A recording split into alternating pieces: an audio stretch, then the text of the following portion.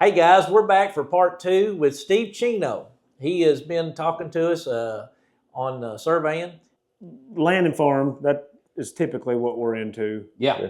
As somebody buying a piece of land, what would you say as a surveyor is the biggest obstacle for getting a survey done?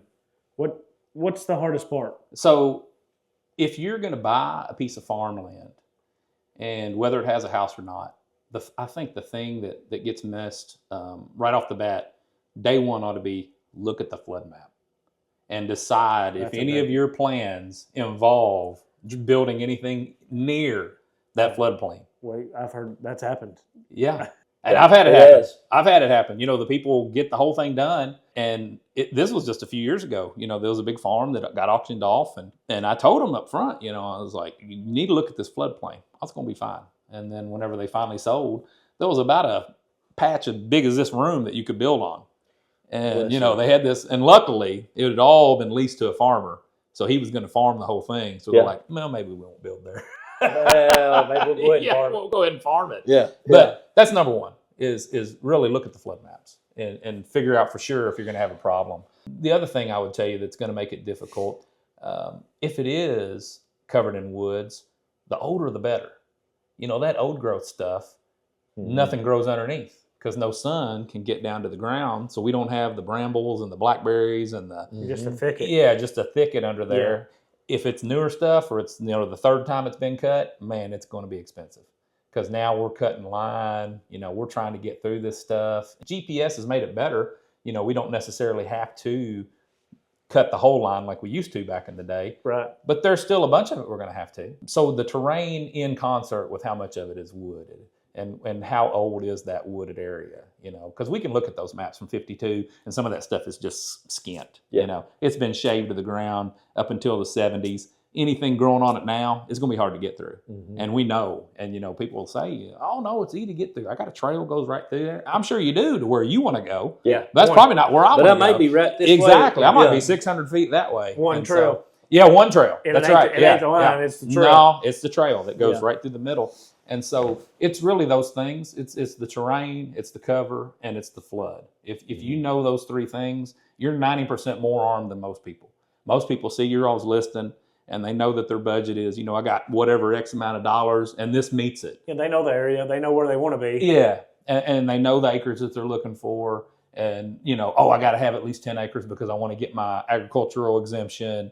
And so that's the other thing, you know, be thinking of those things. Are you going to get an agricultural exemption for being over 10 acres in McCracken County? Sure. If it's another county, find out what their exemptions are for taxes. You know, what are those special numbers that you have to hit so that you can get those extra discounts? Yeah, which McCracken County, you know, you can have 10 acres for that farm exempt, but once you put a house on it, it's not anymore. Exactly. And I think that gets lost on people. Yeah. You know, they say, well, I got the 10 acres. Yeah, but you've now created a 9 acre. Yeah, you've created a 9 acre farm with a 1 acre home place. And so 11 acres is what I just have a habit of just telling everybody. You need 11 acres. Oh, it's smart. 11 acres. That's the way to do it. That's the way to do it. You protect yourself because in the county, now you've met the minimum requirements for the health department to get your septic tank in if you're outside of the sewerage. Yep. So, that's a smart play. You said the last one I sent to you, the first thing you did was you went and pulled the deed. I did. There's a lot of times people don't know where to find their deed. Correct. So we run into that a lot. And then you looked at the deed, there's got to be flags you're looking for. So yes. Yeah. So what's a flag on a deed that you're like, oh just my don't gosh, look right, this right out of just the don't gate. look right. Yeah. What is it? Yeah, what are you looking for on that? Yeah. So whenever you called me, and anytime, either of you call me, you know, you've called me in the past. I can tell you the first thing I'll do is, number one, I pull up the map just to get an idea of where I'm at. Then I look at the flood, and I see if we're going to have a problem, and then I get the deed. And so I'll pay, cash money. There's a service that most of our clerks use called eClicks, ECCLIX. We got that. And you got it, and you can go pull deeds. Sure. Now, the problem, of course, becomes which deed do you pull? Right. You know, if you don't know the name or it's in a trust or it's in something, well, then you need the PVA portion. So when we read that deed, the first thing I'll do is I'll just scan it real quick. And the very first thing I'm looking for is it a modern deed? In other words, are the meets and bounds descriptions just a straight out being lot 7 of Chance's subdivision? And if it says that, I feel pretty good right out of the gate because I'm like, that means there's going to be a plat. That means there's going to be a subdivision plat. There's Good. going to be, some good descriptions on the plat that I can go to that's going to tie it all down. And then I'll go pull that plat, and then I'll say, oh yeah, we're in high cotton now. Now I just need to worry about whether they have misrepresented where they are occupying. Right. People do that all the time. They buy a place and, yep, that looks pretty good. I'm going to mow over there for the next 15 years. And it's 20 feet beyond what. Sure. But then the new neighbor moves in, gets it surveyed, and all of a sudden their rose bushes are gone, because they've set them out, and then they're mad. And so we'll actually draw them at that point. So if we get to the point where we decide it's not in a subdivision and it starts off, being a tract of land starting at, and thence from the point of beginning, north 77, this many blah, blah, blah feet, blah, blah, blah, still feeling pretty good because they've had the modern meets and bounds description with feet and not poles. And so at that point, we'll pull up our CAD program and actually start drawing it. And we'll see if it closes. We'll see if that actually makes a polygon that makes sense. And if it does, then we'll stick it on an overlay map to see if it matches the property that we're trying to look for. And so right off the bat, obviously, if it don't look right, you'll know. Sure. And you can call the guy and say, hey, Kevin, this don't look right. Or, man, it doesn't close by 300 feet. There's a bad call or something in the deed. We'll need to go back more deeds to see if somebody just had a Scrivener's error. Somebody messed up. Right. They copied wrote the it down number wrong. wrong. And so we'll go look for that. And if we don't find that, we'll call you and say, it's just a bad deed. They wrote it terribly. And that's not a problem sometimes. Because at the end of the day, if you sold the piece of property and they agreed that was the piece of property they're buying, and everybody around them agrees that they're on the piece of property they're buying, that's the property they bought. Right. Now, whether it's inches or feet or whatever, that's a different story. Sure. But at the end of the day, the law is going to say, you bought what you yeah. paid for it, you bought it, you're on it. The deed is when you have those problems, whenever you have that neighbor, whenever you have that dispute, or you're trying to meet some standard, like I was talking earlier with the health department. They're not going to come out and let you do your lateral lines unless you meet an acre. Once we get to the point where it says, go north 45 east, 200 poles, still not a problem. We're going to draw it out. We're going to convert your poles. For if you don't know, a pole is 16 and a half feet. That was my next question. And so we'll go in and we'll figure out how many poles it was supposed to be, and we'll draw it again. And we'll see if they get close. Now, obviously, when you're talking about whole degrees, some of those, if they're pretty large and they close within 50 feet, I'm calling that good. We're good. We're calling it real good. Yeah. And so we'll still be okay, especially if we stick it in and the shape matches pretty close to what's out there, we're good. The problems become is when you've drawn that out, there's obviously a call missing. It misses by 1,000 feet, or, it starts out like a square and then the last call goes straight down. It doesn't go in the right direction. Which I'm sure happens a lot. It does. It happens a lot. It happens a Easy. lot. I could say easy mistake. It is. It's easy to say, you were trying to go northeast and all of a sudden you went northwest. Or you're trying to go southeast and all of a sudden you went southwest. Yeah. It messes it up. Sure. And so even then, we're not at a loss. But whenever we're missing absolute cause, the worst ones, and I won't say every time, because sometimes the neighbors know, but the worst ones are whenever it says bounded on the north by you, bounded on the south by you, bounded on the west by whoever, bounded. And then you have to start figuring out what year was it that guy actually owned that. And so you got to go way back and figure out, that's when this was the Housman farm. That's when. And that's something I do wonder about sometimes. And because you don't hear, do you ever just run out of trail? Every now and then, but very rarely. So every now and then you'll find a deed or a plat that says that the ownership could not be determined. But those are so few and so far between. Because I don't hear about it. But in my 20 years, I've only seen 2 where we couldn't determine. That's good to know. And they're really small Good to pieces. know. Yeah, they're really small pieces. I mean, they're like where 4 farms had met and they were conveyed over the last 200 years and just never did meet. And technically, the United States owns that piece. Really? Yeah, from whenever, they first colonized America, they were the original owners who granted the conveyances to all of us. And so in this case, it would be the state of Kentucky, but the state of Kentucky will own that little bitty sliver. But they're very, very rare. And even the ones that I've come across, I bet if you went back far enough, you would still find the original patent from Kentucky that says that we owned this piece and these were cut out of it. Yeah. And so a lot of guys, it's, that's a lot of money because then you're going to Frankfurt to look through their records. Yeah, it gets expensive. It does. It gets expensive in a hurry. When you figure out what you're paying per hour and one guy's going to be up there for 3 days, all of a sudden you got 24 hours in just research. It gets real expensive. It gets real expensive. But it's comforting to know that there are very, very rarely times that they just run out of trail, as I said a while ago. They always have something to go back to. So if anybody's got something out there that they say, look, I haven't been able to figure out something on my part, Steve's sitting there going, look, we can get it. Yeah. We can get it. There's going to be research involved, and it may be one of those situations where that happens. I've had this conversation so many times. Yeah. This is what it's supposed to be, and we said it a while ago. But neighbor says it's over here. Blah, blah, blah. We've never taken it a step further to figure out what that was. Right. So You mentioned something about poles a minute ago. Yeah, First off, where in the heck why would you not use feet, first of all? Sure. Everybody knows how to tell a foot from, what is that? Where'd it come from? So poles came about, again, a lot of our measurements and distances all came from overseas, came from common law, came from our forefathers. The pole, represents 16 and a half feet. In those times, half of that had to do with the width of a trail or where a cart went through. And so if you doubled that, you had this pole and you could use it. So now in America, we have a lot of old roads that you'll see it, 33 feet. Yep. It's 2 poles. They'd lay 2 poles down and they knew, okay, well, we got one road width. And then the math keeps going because sometimes you'll find, like in Mayfield, a lot of those downtown roads, and in Paducah, 66 feet.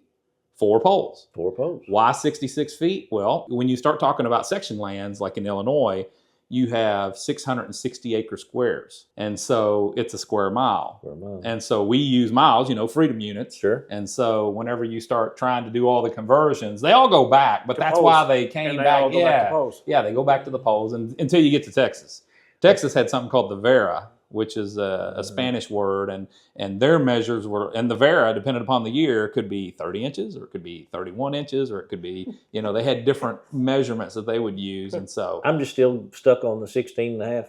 Yeah. 16 and a half being a pole. Something we talked about a minute ago off camera was talking about fences. Yeah.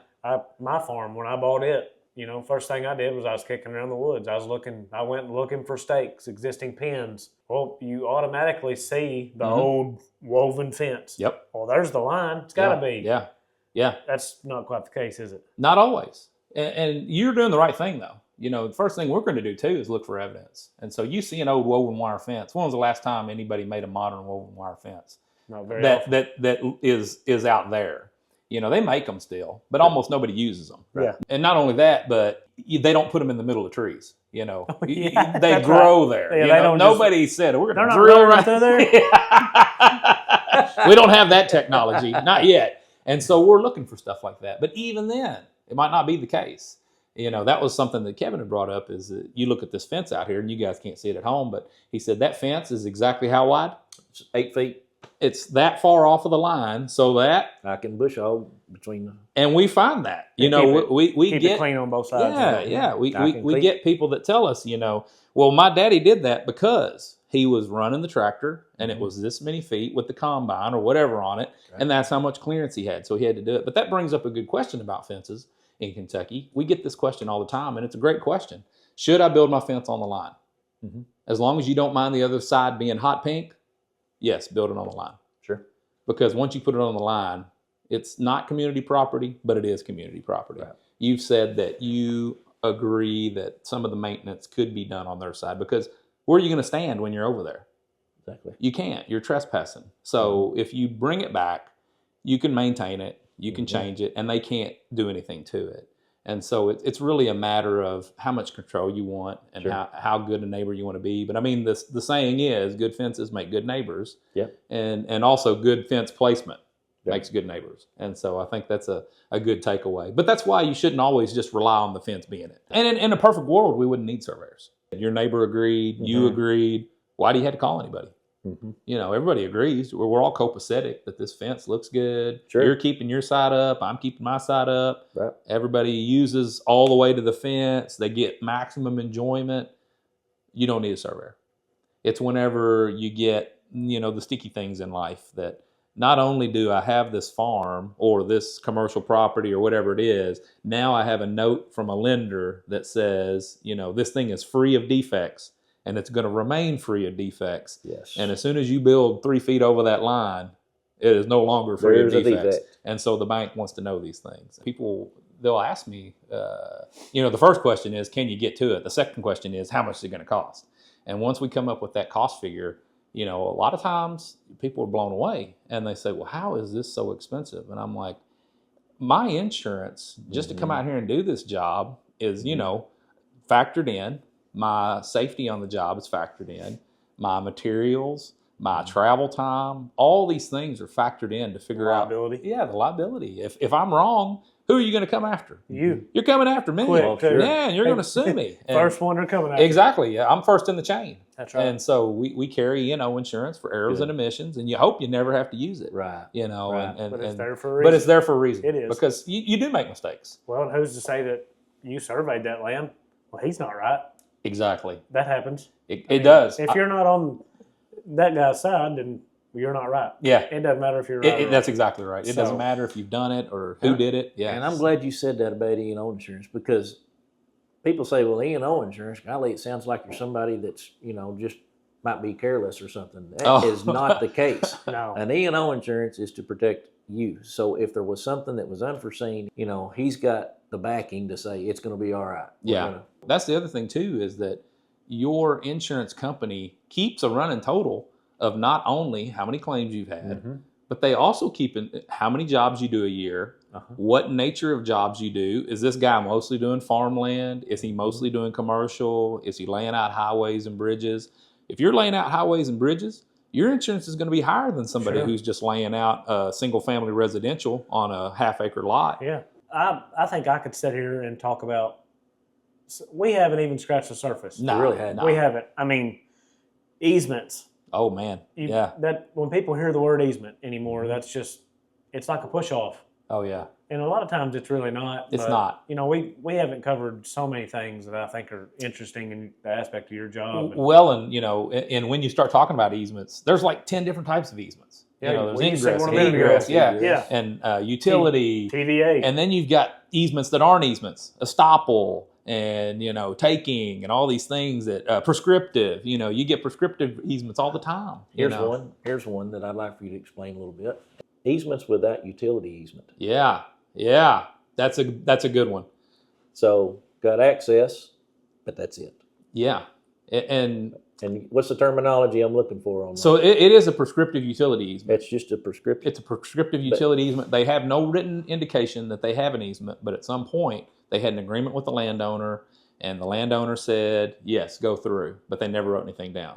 Well, over time, they came out, they've maintained it, they've used it, and now you have the problem that once it's gone through you and it's serving all these people behind you, you're not just shutting yourself off. You're shutting out all these other people. Sure. And so it ripens in time. And so that prescriptive easement gets them access back there. And so we were talking about that earlier. You'll have times when you might get into something and think, well, that shouldn't even be here. And it doesn't matter. The utility has been there long enough and they got permission at some point, and that's all they have to prove. They pull one letter out that you've never seen that's going to be in their archives that's 100 years old. Sure. You're never going to find that. And you hope you have a good enough rapport with them that you can say, hey, do you have anything in your records that indicates this? And if not, this is what I've got a note on the plat. It says that you probably do have a prescriptive right to get back there. Have you ever seen one that was just an ingress egress only? Yeah. There was there was no utility Yep. access. Yep. Was given. Yep. So what do you All do? the time.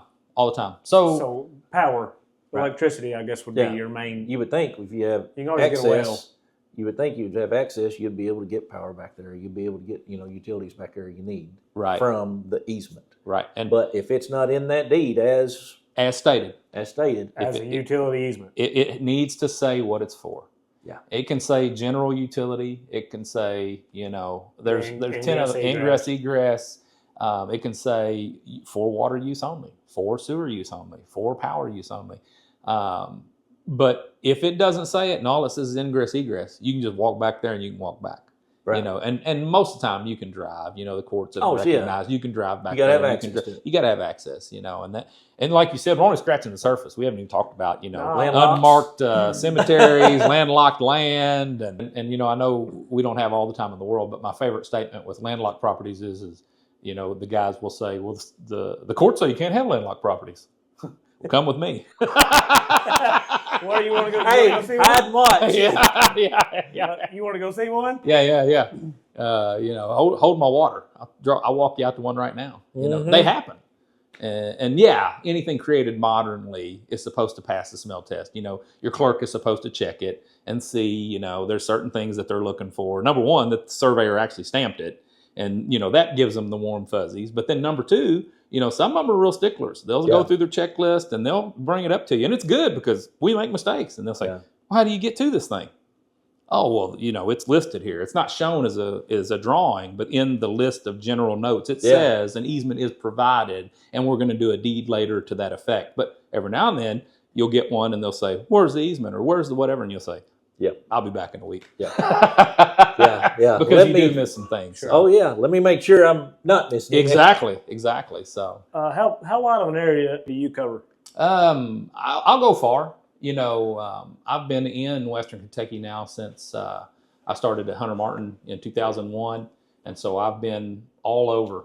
I try to limit myself to about Katie's back. Sure. Yeah, Katie's, Hopkinsville. Yeah, I try. There's plenty here, and I'd much rather serve the people that are around us and 13 home. counties, essentially. Yeah, basically. Any of those, we'll go help you out. And that's the other thing, too, is that you all were asking about, do you need a survey? And the other question you should be asking, do I need a local surveyor? Mm-hmm. A guy comes in from Lexington, he might not necessarily know all of these things and all of these nuances of how these things have come to be in this particular area of the county. He might not know about the Barlow bottoms. He might not know about, and he'll come out there and he'll just be flabbergasted, And then you've got the opposite of that. I've got some friends that are just stellar dynamite surveyors. Sure. And they work in Louisville, they work in Lexington. And they'll tell me, it's like, trading war stories. They're like, tell me about that time you surveyed 50 acres. Well, it'd be the same thing for you. And it is. I'm like, well, tell me about the time you did that 100-story skyscraper. Would you want to go to Lexington or Louisville? Exactly.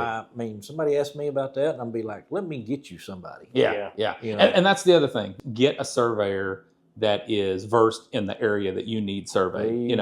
That type of surveyor. Yes. Don't get just anybody. A mobile home lot surveyor to do your brand new 8-mile highway. Not everybody has done that work. And we know who's done that work. Mm-hmm. And so ask us. We'll, like I've told you, we're the worst about giving away work as far as, we'll tell you who to go to. I'll tell you who the best highway guy is. I'll tell you who the best stormwater engineer is. I want those guys to get the work because they know what they're doing.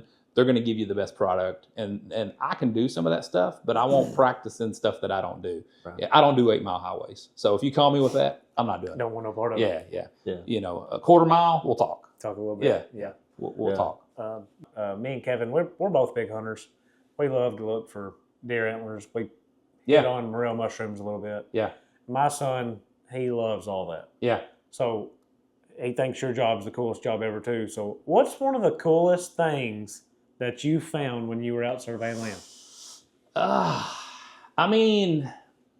Cool to me and cool to somebody else is not always the same I'm going to thing. take a guess. Let's hear it. I'm going to say probably old tombstones. Something. I found some cemeteries before that are in the middle of nowhere.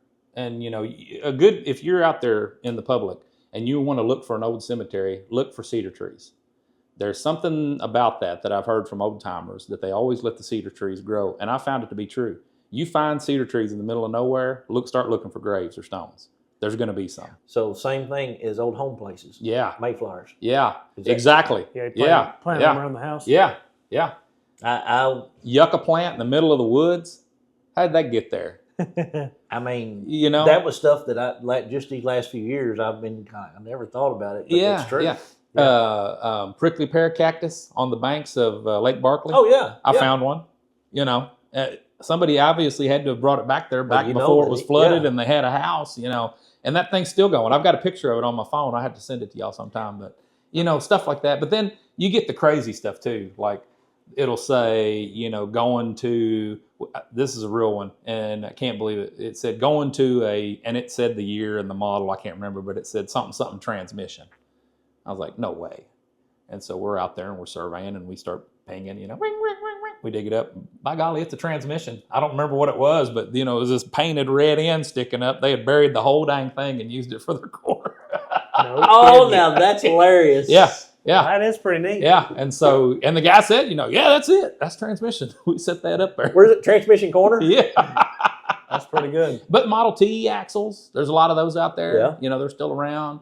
Old inscribed stones, those are still out there. We'll find those every now and then that people have set up. But That's yeah, neat. and then you'd be surprised at like the elaborate stones you find, like tombstones and stuff. I found one time, and I told the guys, I said, well, you're going to have to measure this. There's an unmarked cemetery out here. And I went and asked the guy, I was like, is that family that's buried out there? And he said, no, that's my 3 favorite horses. You should have seen the stones these horses had. It was impressive. These were showpieces. And I told him, just throw them away. We don't have to have them. Gosh. Somebody will find out. I got 2 buried right over there. Yeah. But yeah, they had some really elaborate stones made for the horses. So, yeah, you just never know. We find sheds and animals Arrowheads. all the time. Every now and then. It's rare I find arrowheads, but it's always fun too. Like the people will come and ask us, did you find any arrowheads? And, I'll say, yeah, or they'll say, nah, not today. It's pretty neat. You get to get into history. Oh, you know what? That reminds me. In Carlisle County, I was doing a job, and it backed up to an old creek. And in the old creek was an old axle and back end of an old covered wagon that was still sticking out of the creek. That's neat. And you can see the old wagon wheel and everything sticking up out of the ground. I got a picture of that somewhere because it jars you. It's like all of a sudden you went back in time 120 years, You're like, what was going on that day? That guy was having the worst day of his life. He tried to cross the creek. The creek was flowing, lost it, had to leave it. Because you can't even move the piece that's there. No. Like, it's so heavy and so embedded, it's not coming out. And who knows? The creek might have been running. He might not have made it across. Exactly. You don't know the story. No. There's so much history there. And you find stuff like that, and you're just like, take a minute, take a beat and stop. You're like, whoa, what happened here? That this happened? And that's one reason why we love land and farm so much. Yeah. You don't know. No. You get in the middle of some of this stuff. And that's the other thing I'll think about sometimes. I'll be in the back of 100 acres and I'll find an old, paint can or something where they were painting the trees. And, and I'm thinking, I'm the newest guy by 50 years to have been in this same spot as the last guy that was here, that was doing this same thing, trying to find where this was. It's just humbling, I'll stop all the time and I'll just look around and be like, thank God, look at how beautiful this is out here and to be able to do this and get outside. I definitely see the advantage of it. Oh yeah. I see it. Yeah, little field therapy. I love it. Little field therapy. I love it. That's why I love going and looking at farms, just because of all that. Yeah. Just getting to see something different. Oh, going sure. and seeing. And You never know. it's so fun. One of the pretty old wood tobacco barns, now everybody, they don't build those. It's a metal shop, which I love those too, but the pretty tobacco barns. I love them. Yeah, the old slat corn cribs, Yes. That's the whole outside. Yeah, it's all at 45s, and they just don't do that. Still It's love art. seeing them. Yeah. And honestly, I kind of glad in a way, because it keeps everything so old school. Yeah. Because if ever still going on today, you wouldn't think much about those that Right. don't do Yeah, that's anymore. right. You take it for granted. Wouldn't appreciate it as You much. take it for granted, for sure.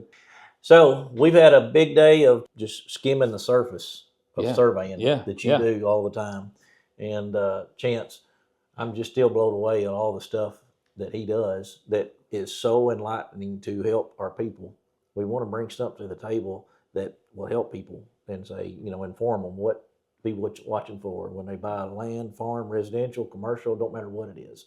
Sure. These surveyors are a valuable asset and can make a big difference, and as we've said it through the whole thing, it's not only to protect you, it's to protect the, people on the other side too. Mm-hmm. Sure. Well, thanks again so much for coming out. Absolutely. Like Kevin said, we haven't even scratched the surface on what this man does and what he brings to the table. We love being able to bring information to you guys. It's helpful, and that way you're at ease whenever you're looking for that piece of land. We want to be able to have guys like this in our back pocket that you can talk to and get you the answers you need when you need them. So absolutely. I can't wait till next time. Me neither.